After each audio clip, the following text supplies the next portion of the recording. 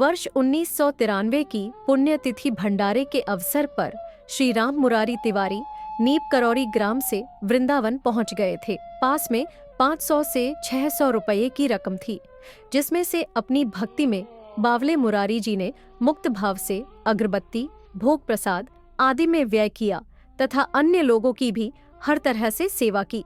बाबाजी महाराज इस नवयुवक की सेवा से लगता है बहुत प्रसन्न हो गए और उन्होंने इस उत्साही भक्त को एक विचित्र ही प्रकार से अपनी प्रसन्नता का परिचय दे डाला। भंडारे से पूर्ण होकर मुरारी जी दिल्ली अपने कार्यक्षेत्र के लिए रवाना हुए तो इनकी जेब में पर्याप्त द्रव्य बचा था। आश्रम से निकलते निकलते प्रेम भाव से सबसे मिलते मिलाते इन्हें कुछ विलंब हो गया और जब मथुरा जंक्शन पर पहुंचे तो दिल्ली की गाड़ी के छूटने का समय हो गया था। पर बुकिंग खिड़की पर तो 60 से 70 लोगों की लाइन लगी थी। यह सोचकर कि आगे खड़े किसी सज्जन से विनती कर अपना टिकट खरीदवा लूं, इन्होंने जो जेब में हाथ डाला तो वहां कुछ भी न था। सभी जेबें टटोल लीं, कुछ न मिला। या तो रहे सहे रुपये गिर गए थे या किसी ने निकाल लिए। अब ये अत्यंत दुहनी कि जाएं तो कहाँ जाएं।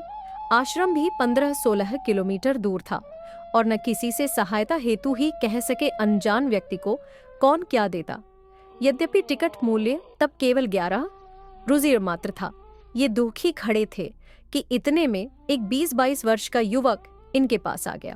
पूछता, भाई साहब आप कहाँ जाएंगे? और इनके इतना ही बोल पाने पर कि दिल्ली। पर वह युवक कहता दौड़ गया कि ठहरिए, मैं आपका टिकट ले आता हूँ।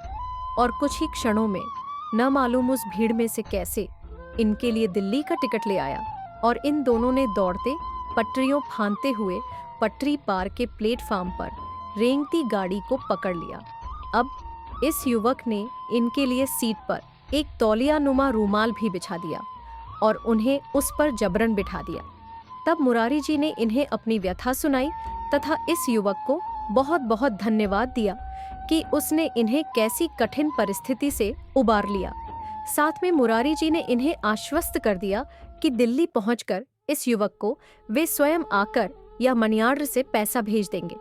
परंतु युवक का पता पूछने पर पहले तो वह आनाकानी करता रहा और फिर बोला कि वह तो आगे तीसरे स्टेशन पर ही उतर जाएगा। फिर भी मुरारी जी ने उसका पता ले ही लिया, उसे भी अपने दिल्ली का पता दे दिया और तीसरा स्टेशन आने पर वह युवक गाड़ी से उतर मुरारी जी वाली खिड़की पर आ गया तथा बातें करता रहा। पर जैसे ही ट्रेन चलने लगी उसने मुरारी जी से यह कहते कि अभी सफर काफी है, चाय पानी कर लीजिएगा, 20 रुपए का नोट इन्हें देना चाहा। पर मुरारी जी के मना करते करते वह चलती ट्रेन में इनके पास नोट डालकर चलता बना।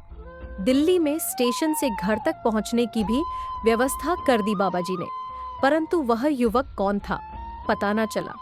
मुरारी जी द्वारा 2-3 पत्र बताए गए पते पर भेजने पर भी कोई उत्तर प्राप्त न हो सका।